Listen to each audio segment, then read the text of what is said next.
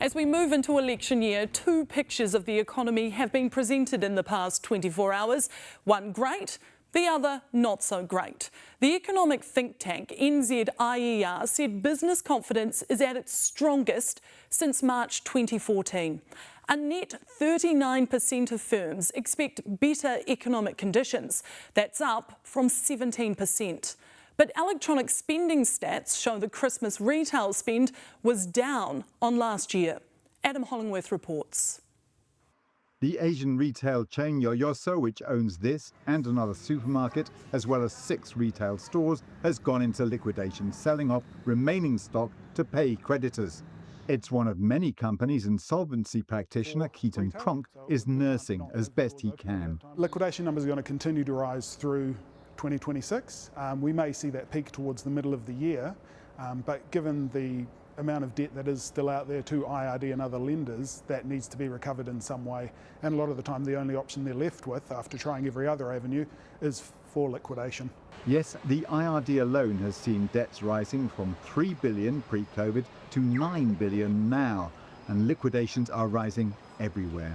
The last couple of years it's been going up. We saw a low over 2020, 2021, which was COVID in part driven by that. And then since then it's been picking up as businesses have been getting caught out, or there's just not the money that there once was there.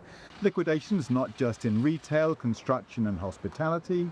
But across the board, it's not limited to one aspect of the economy. It is affecting all of them, and it's all regions in New Zealand as well. Some regions are doing slightly better than others, but you walk down any main street in any city in New Zealand at the moment, and there are a number of stores that have been closed and are up for lease. So far so bad, you'd think.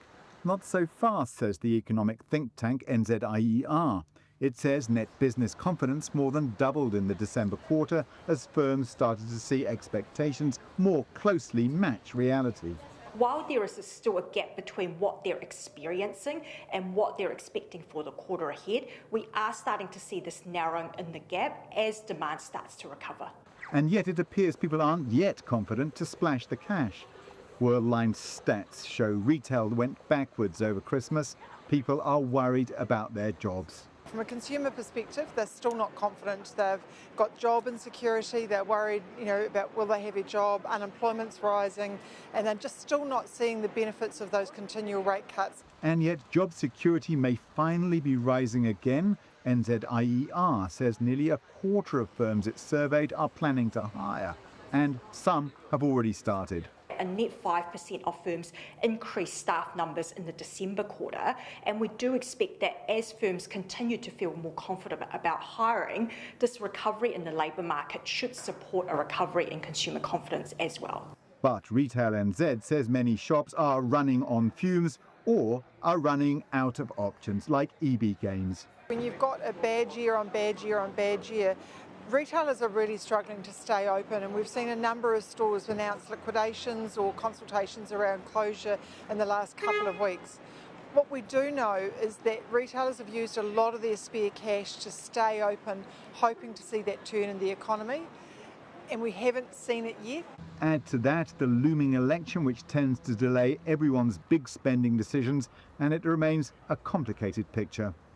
Very complicated. In fact, late this afternoon, ANZ announced that it was lifting its floating interest rates to, as it says, align with market conditions. That suggests it thinks that the economy is stimulated enough, despite what many businesses and consumers might think, and that it thinks, based on today's stats, that the OCR will start rising sooner rather than later.